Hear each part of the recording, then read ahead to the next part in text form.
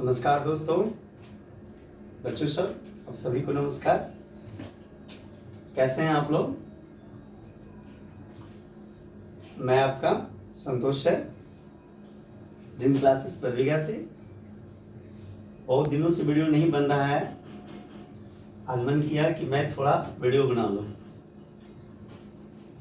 सबसे पहले तो आप सभी को आज नवरात्रा की प्रवेश एंट्री हो रही है। आप सभी को दुर्गा पूजा का आज से शुरुआत हो गई है।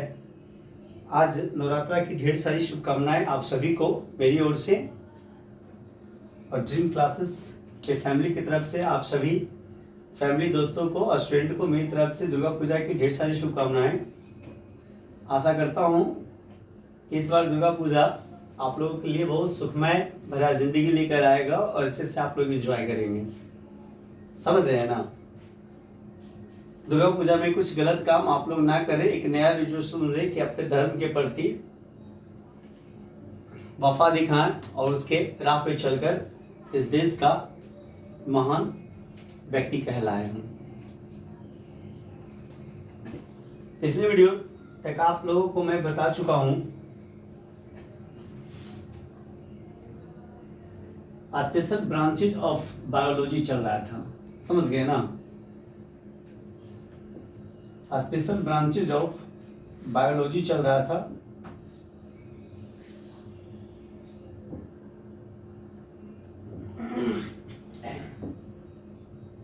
जिसमें से कुछ प्रमुख आज हम पॉइंट बताने वाले हैं आप लोगों को। आप लोग समझेंगे ध्यान से। सबसे पहले आज नवरात्रा शुरू है, उसके लिए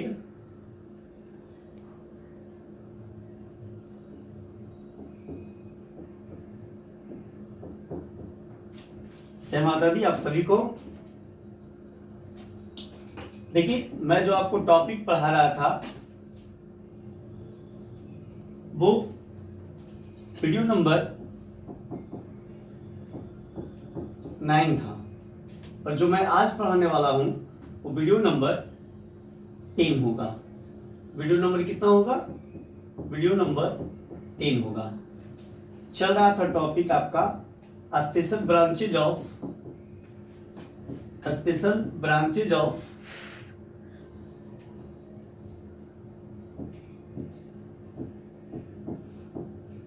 ऑफ बायोलॉजी।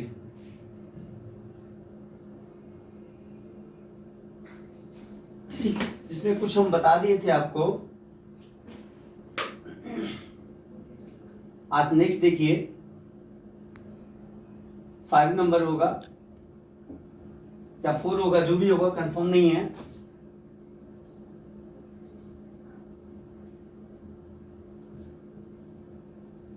जिसमें मैं आपको बताने जा रहा हूं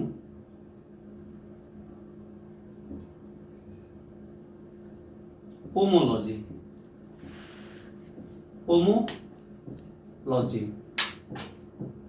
स्टडी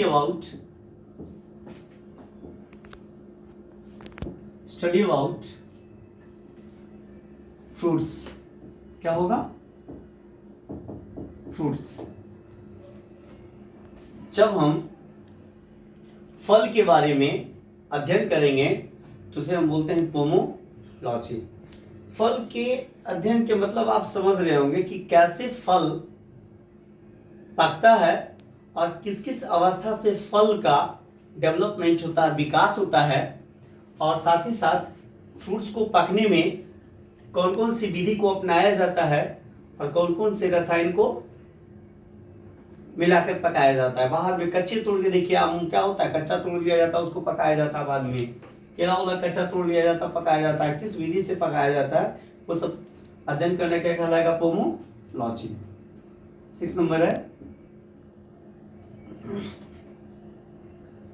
मार्फोलॉजी।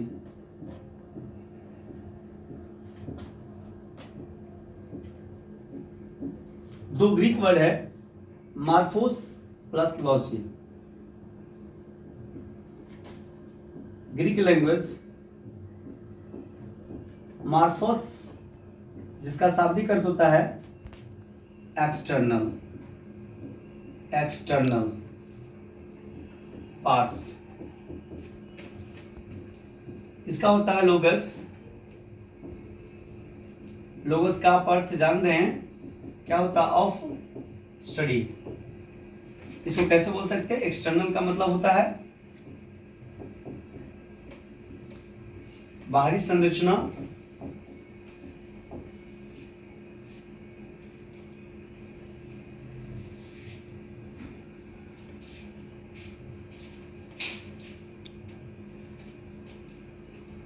बाहरी संरचना ऑफ स्टडी मतलब होता है का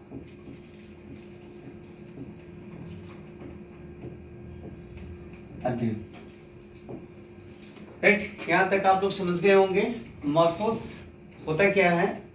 मॉर्फोस का मतलब होता है, ग्रीक भाषा ये डेट भाषा होती है, जिसका मतलब होता है एक्सटर्नल पार्ट्स, बाहरी संरचना, और लोगस का मतलब होता है ऑफ स्टडी।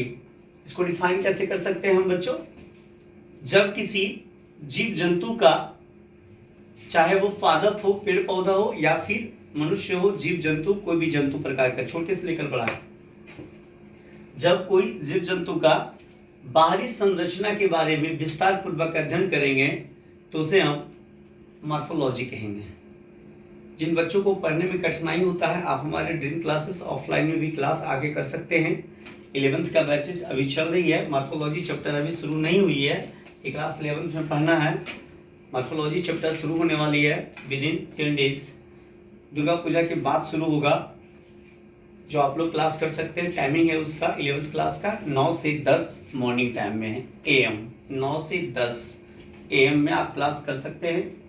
मॉर्फोलॉजी चैप्टर शुरू होने वाला। अभी वर्तमान में जिन बच्चों को आना है, टिश्यू चल रहा है, प्लांट टिश्यू चल रहा है, पादप उत्तक जिससे आप बोलते हो, ये चल रहा। अभी कम से कम इस क्लास में 5 से 6 क्लास बचे हुए हैं, आ सकते हैं। इसको हम कैसे लिखेंगे देखिए आप लोग, किसी भी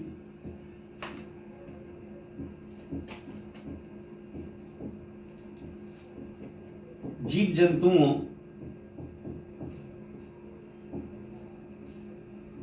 का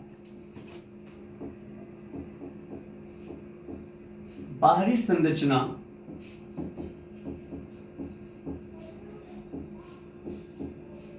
संरचना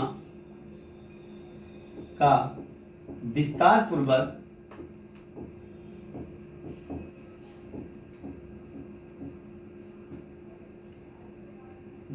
पूर्वक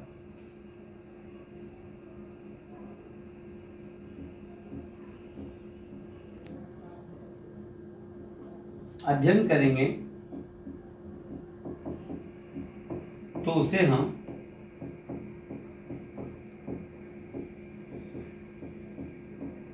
मॉर्फोलॉजी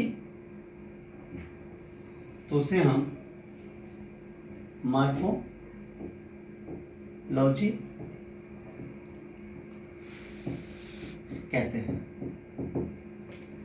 समझ गए? ये बाहरी संरचना क्या होता है समझने की कोशिश कीजिए। कोई भी पादप हो, पेड़ पौधा हो या जीव जंतु हो, कोई भी छोटा हो या बड़ा पेड़ पौधा, या छोटा जीव हो या बड़ा जीव हो, आई मीन मनुष्य भी हो, हाथी भी हो, उसकी बाहरी संरचना का जब हम विस्तार पूर्वक अध्ययन करेंगे तो उसे हम कहेंगे मॉर्फोलॉजी। बाहरी संरचना का मतलब हो गया जो खुली आंख से आपको स्पष्ट रूप से जो अंग दिख रहा है शरीर का भाग, जैसे आपका स्किन दिख रहा हो, जैसे आपका हेयर दिख रहा हो, जैसे आपका नोज दिख रहा हो, जैसे आपका आइज दिख रहा हो, जैसे आपका गला दिख रहा हो, जैसे आपका पेट दिख रहा हो, जैसे आपका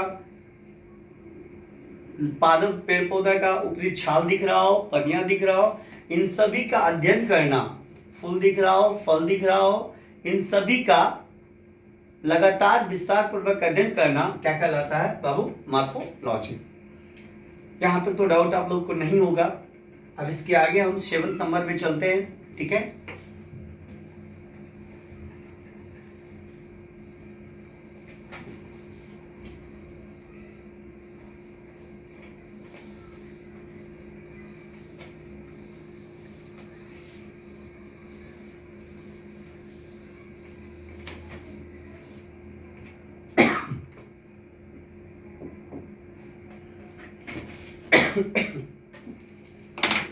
प्यास लग गया, पानी है बाबू?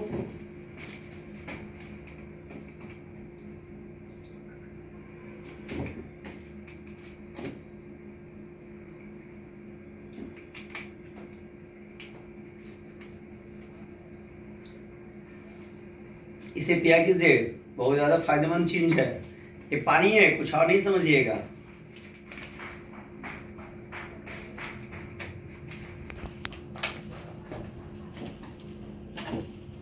चलिए 7 नंबर में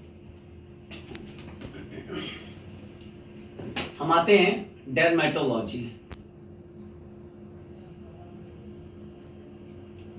क्या लिखने वाले हैं?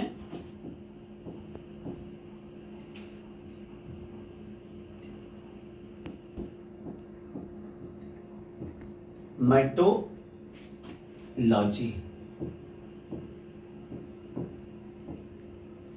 study about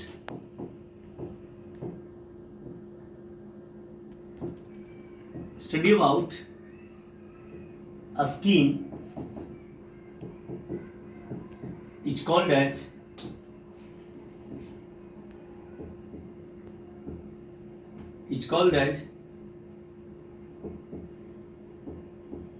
dermatology।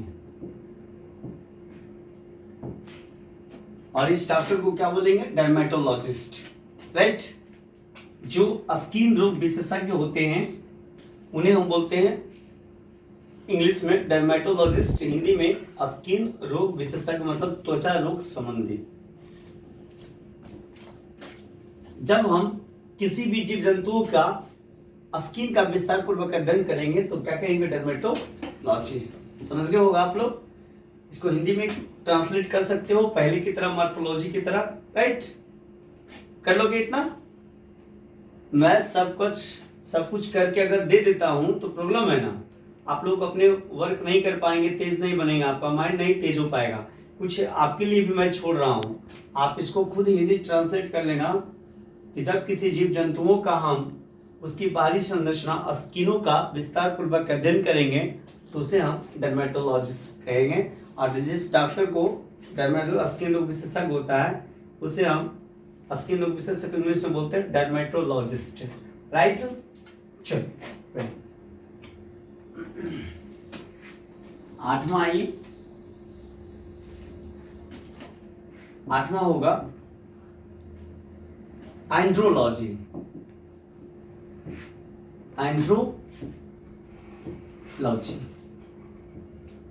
कहीं भी साइंस में आपको एंड्रो लगल है, इस एंड्रोस का मतलब होता है मेल। मेल का मतलब तो आप लोग समझदार हो, न होता है। लॉजी का मतलब होता है लोगस, जिसका मतलब होता है ऑफ स्टडी। यहां तक तो दिक्कत नहीं हुआ, इसको लिखते हैं, ट्रांसलेट करिएगा आप लोग खुद। Study about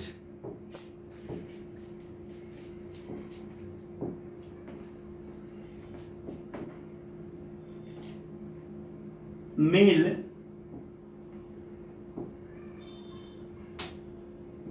sex organ is called as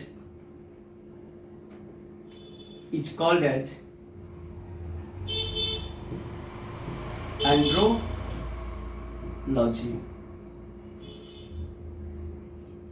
right? मैंने लिखा है study about male sex organ is called as andrologies. और जो पुरुष को देखते हैं उसके संबंधित सेक्स पार्ट को देखते हैं, सेक्स अंग को देखते हैं, जैसे आपका टेस्टिस हो गया, वृषण हो गया, पेनिस हो गया, शिश्न हो गया। समझ रहे हैं ना बात? आपका जितने भी नर भाग के जितने भी सेक्स पार्ट होता है उसका जो ट्रीटमेंट करते हैं उन डॉक्टर को स्टडी करना पड़ता है। जो स्टडी करते हैं उस सब्जेक्ट को बोला जाता है एंड्रोलॉजी। और जो डॉक्टर होते हैं उनको एंड्रोलॉजिस्ट बोला जाता है। हिंदी में बोलते हैं पुरुष रोग विशेषज्ञ। कहीं कहीं लिखा रहेगा पुरुष रोग गुप्त रोग विशेषज्ञ, माने गुप्त रोग विशेषज्ञ। जो गुप्त इसलिए कि ये सब कितना पहले के जमाने में ये सब रोग जब होता था तो कोई एक दूसरे को बताने में हिचकिचाता था, लेकिन जब हमें रोग हुआ है तो कैसे हम छिपाएं अपने मन में। वो हो सकता है कि आज हम मन में छिपा रहे तो एक दिन वो रोग बहुत बड़ा घातक सिद्ध हो और हमारी मृत्यु हो जाए। इसके लिए हमको डॉक्टर को सही सही बताना चाहिए कि क्या हुआ नहीं हुआ। बहुत सारे ऐसे बच्चे हैं जो आज भी छुपाते हैं, अपने शरीर के अंदर विकृतियां उत्पन्न होती है उसे छुपाते हैं। ऐसा नहीं करना चाहिए।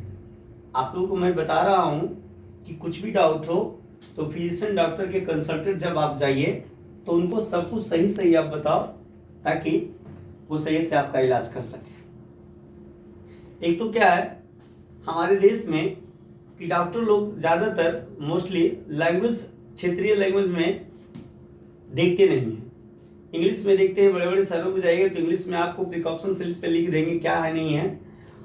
डॉक्टर को क्षेत्रीय भाषा में ट्रीटमेंट करना चाहिए हमारा दृष्टिकोण से। अगर जो डॉक्टर क्षेत्रीय भाषा को पकड़कर ट्रीटमेंट करते हैं, रोग को बताते हैं रोगी को सामने कि आपको ये प्रॉब्लम है, बताइए जी जी आपकी क्या दिक्कत है, गांव वाले तरह की दिक्कत है को, तो उस तरीका से रोग को जल्दी पकड़ में लाया जा सकता है और उसे ठीक किया जा सकता है। कम से कम एक पेशेंट पर 1 से 2 मिनट, 2 मिनट कम से कम, मैक्सिमम कम से कम माना जाए, मैक्सिमम में कम से कम तो 5 मिनट एक पेशेंट के पीछे डॉक्टर को देनी चाहिए। लेकिन आज लोग, डॉक्टर लोग बिजनेस का पर्पस अपना लिए हैं, एक दिन में 200-300 मरीज को देखते हैं तो उन्हें ये पता भी नहीं चलता है कि हम किस मरीज को क्या किए हैं नहीं किए हैं। एक दिन में आप 85 मरीज को देखो ना, संतुष्टि कर दो उसे कि आप बिल्कुल सही देखे हो और आपके द्वारा आपके वो जो रोग को आप जांचना शुरू किए वो रोग बढ़िया हो जाए। मातृभाषा लैंग्वेज में आप देखा करो, हिंदी चलता है हमारे देश में तो हिंदी के रूप में आप उसको देखो। इंग्लिश बोलोगे तो कितने गांव का आपको पेशेंट आएंगे, रोगी आएंगे जो आपको कुछ बोलेंगे क्या हो गया, कुछ भी इंग्लिश में आप बोलोगे तो आपका टॉकिंग नहीं समझ पाएंगे। इसलिए हम सभी डॉक्टरों से आग्रह करते हैं कि कम से कम जिस क्षेत्र में आप हो उस क्षेत्र का क्षेत्रीय भाषा जो लैंग्वेज होता है, देहात में है तो देहाती, शहर में तो हिंदी या मौखिक ऐसा आप हिंदी बोलो कि आमतौर पे अनपढ़ व्यक्ति भी समझ जाए। तो रोग तो पढ़ा लिखा व्यक्ति को नहीं आता देख के कि आप पढ़ा लिखा हो तो आपको रोग हम जाएंगे ताकि आप डॉक्टर से सही से बात करो, ऐसा तो होता नहीं है। रोग तो किसी को भी हो सकता है, समझ रहे हैं। इस तरीका से हम सभी डॉक्टरों से अनुभव माने ये रिक्वेस्ट करते हैं कि आप आज दिन के बाद अगर आप जो भी हमारे वीडियो को देखेंगे या समझेंगे, आप इतना कर दीजिए तो हम जानेंगे कि आप मेरे लिए कुछ किए हैं सर। आप कम से कम हिंदी में बोल के रोगी से बात कीजिए और समझाने की कोशिश कीजिए कि आपको क्या क्या दिक्कत है, क्या समझने की कोशिश कीजिए रोगी का बात को। तब हम बात कर रहे हैं एंडोलॉजी। जब हम मेल सेक्स ऑर्गन के बारे में जब अध्ययन करेंगे तो उसको हम एंडोलॉजी बोलेंगे और इस डॉक्टर को बोला जाता है, जो एंड्रोलॉजी सब्जेक्ट पढ़ते हैं उनको एंडोलॉजिस्ट बोला जाता है हिंदी में, पुरुष रोग विशेषज्ञ या फिर गुप्त रोग विशेषज्ञ। समझ गए ना, कोई दिक्कत? 9 नंबर हम जानते हैं क्या होगा।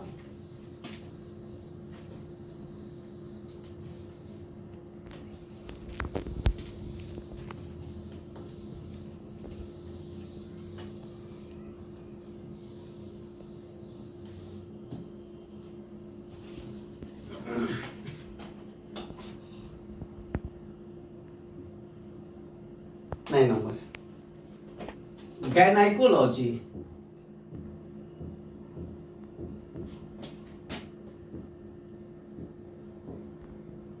Study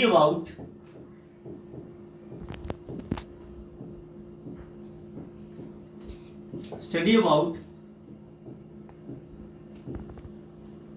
female sex organ is called as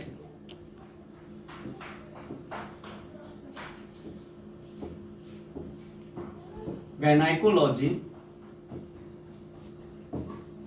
मतलब कहते हैं कि जब हम मादा मतलब स्त्री के सेक्स ऑर्गन के बारे में अध्ययन करेंगे या कि मादा के उसके पूरे ऑर्गन्स के बारे में अध्ययन करेंगे सेक्स ऑर्गन का, जिसे हम गायनेकोलॉजी कहेंगे। आज जिस डॉक्टर बनते गायनेकोलॉजी अध्ययन करने के बाद जो बनते हैं उनको गायनेकोलॉजिस्ट बोला जाता है। हिंदी में बोलते हैं गुप्त रोग, स्त्री गुप्त रोग विशेषज्ञ या फिर स्त्री रोग विशेषज्ञ। मान लिया जाए शिवम का तबीयत खराब हुआ, सपोज डेट मान लिया जाए, तो क्या शिवम जाएगा स्त्री रोग जो डॉक्टर रहेंगे फीमेल्स के बाद दिखाने के लिए? नहीं। अगर फिजिशियन है, स्त्री भी है, लेडीज है, फिजिशियन डॉक्टर है तो चलेगा। लेकिन सेक्स रोग संबंधित अगर बीमारी होगा शिवम को तो क्या वो किनके पास जाएगा? जो पुरुष सेक्स रोग को देखते हैं। समझ गए ना? यही बात है। यहाँ तक आप लोग खुद ट्रांसलेट करके लिख लीजिएगा। कठिनाई होगा तो आप कोचिंग आके आप हमें पूछ सकते हैं। कोई भी कठिनाई होगा तो उसको हम आपको क्लियर करने कठिनाई को दूर करने की कोशिश करेंगे। समझ रहे बच्चों? 10वां नंबर लिख लीजिए, लास्ट है। चलिए यहां तक हो गया।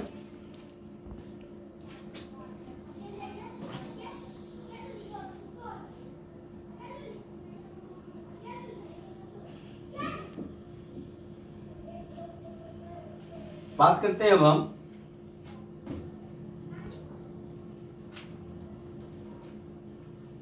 Histology. Histology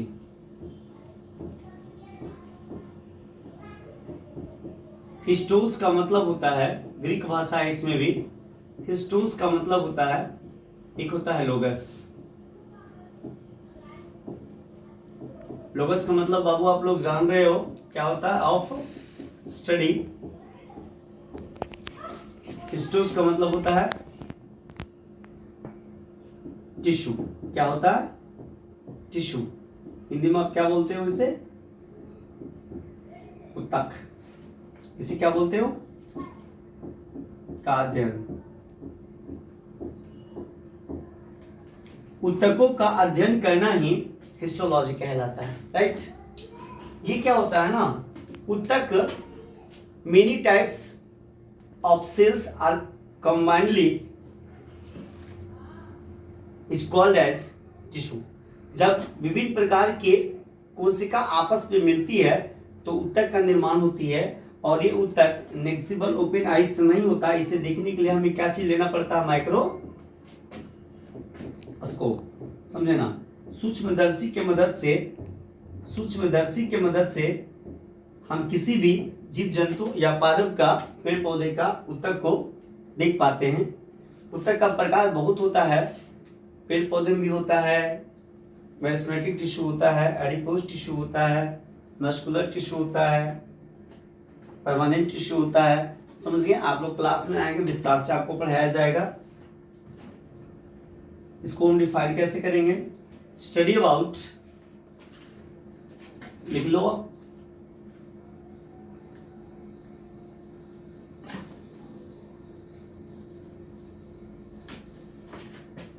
study about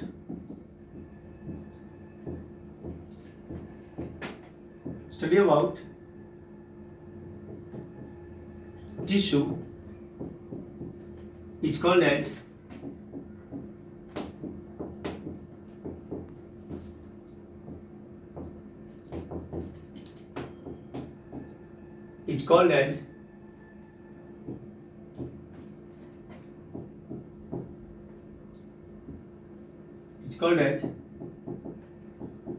histology, right?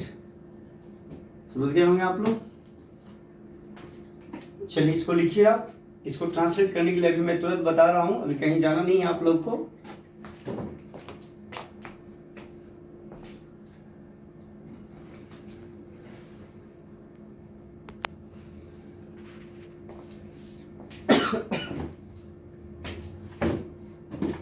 ठंड के दिन आने वाली है, फिर भी धीरे धीरे मॉर्निंग टाइम में ठंड लग रही है, लेकिन प्यास बहुत ज्यादा लग रहा है। अभी भी गर्मी का टेम्परेचर हाई है बरबीघा का।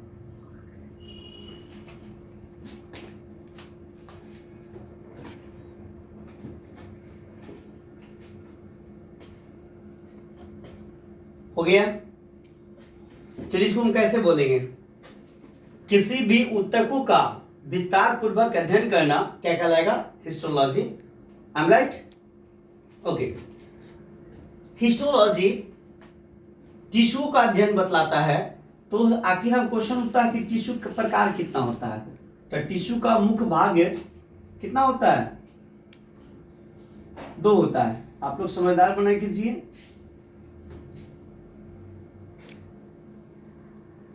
टिश्यू का 2 भाग होता है। एक भाग को हम बोलते हैं एनिमल टिश्यू,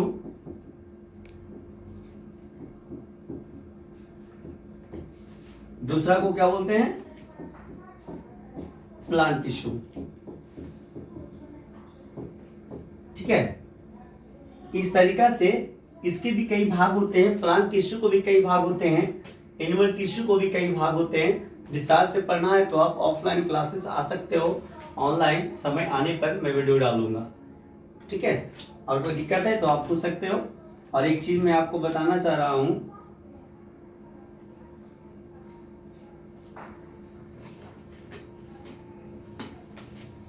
इतना सारी बात आपको समझ में आ गई होगी, मुझे आशा है कि अब कोई दिक्कत आपको नहीं होता होगा। और जितने भी मैं आज तक पढ़ाया हूं, आप ये कोशिश करना कि रिवीजन प्रत्येक वीडियो को कम से कम पूर्णतः एक बार सब बच्चे फिर से देख ले। और मेरी क्लास 11th ऑफलाइन बैचेस का बच्चों से अनुरोध है कि आप वीडियो को देखिए। वीडियो को बहुत अच्छे से समझाया गया है और धीरे धीरे इसमें समझाया गया। क्लास में तो फास्टली मैं बोलता हूँ, कितने बच्चों का छूट जाता है, लेकिन ऑनलाइन में आप वीडियो को यूट्यूब पर, मैं आपका संतोष सर, आप लोग पहचान ही रहे हो। यूट्यूब चैनल का नाम भी बता ही दिया गया है आप लोग को। बैच में भी लाइफ साइंस साथ में लिखना है, स्पेस नहीं है, सॉरी स्पेस है बीच में, लाइफ साइंस SSP।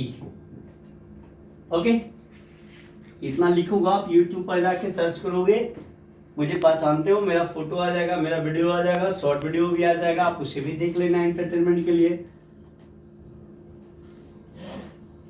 और कोई बात हो बाबू तो आप सब क्वेश्चन कर सकते हो। हाँ, मैं एक बात और बताना चाहता हूँ कि कंटिन्यू क्रैश कोर्स का धीरे धीरे अब चैप्टर में हम एंट्री करने जा रहे हैं। 4 से 5 वीडियो के बाद आपका हम सीधे क्लास 12th का इम्पोर्टेंट VVI क्वेश्चंस या फिर पॉइंट्स मैं बताने जाऊंगा कुछ दिन में। 4 से 5 वीडियो के बाद आप लोग कंटिन्यू वीडियो को देखते रहिए, कब एंट्री हो जाएगा कोई पता नहीं चलेगा, समझ रहे हैं ना। कंटिन्यू आप लोग वीडियो को देखते रहिएगा, तभी पता चलेगा कि कितना अभी तक पहुंचा है। कब बताएंगे, क्लास 12 का स्टार्ट होगा, बहुत जल्द होने वाला है। 5 से 6 वीडियो और अपलोड होने वाला है, समझ गए ना। दुर्गा पूजा की छुट्टी तो आप लोग को मिलेगा ही। 8वीं के दिन पढ़ा कर मिलेगा, 8वीं 9वीं 10वीं, ये 3 दिन आप लोग का छुट्टी रहेगा। और 11वीं के दिन में भी कितने बच्चे गांव जाएंगे तो नहीं आ पाएंगे, तो 11वीं के दिन भी मानिए छुट्टी ही रहेगा। 12वीं से कंटिन्यू आपका क्लास ओपन हो जाएगा। I mean 25-26 तारीख से आपका क्लास कंटिन्यू ओपन हो जाएगा, चाहे वो कोई भी दिन हो, समझ रहे हैं ना। और आप लोग कोई दिक्कत है तो बात करो, कोई दिक्कत नहीं होगा। मुझे आशा है कि आज मैं जितना भी आप सभी को बताया हूँ प्रत्येक पॉइंट आप लोगों को समझ में आई होगी, समझ रहे हैं ना। और Durga Puja special thanks for my loving student, अच्छे से आप लोग मनाइए, कभी कुछ ऐसा हरकत नहीं करे जिससे प्रशासन की नज़र आप पे पड़े और आपके माँ बाप का सर नीचा करना पड़े, समझ रहे हैं।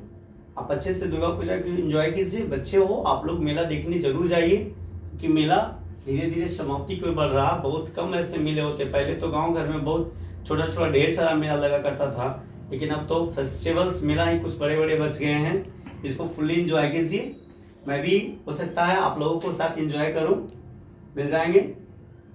चलो ठीक है, आज यहीं तक रहने दो आप सभी को। मेरे तरफ से दुर्गा पूजा को फिर से ढेर सारी शुभकामनाएं। नमस्ते।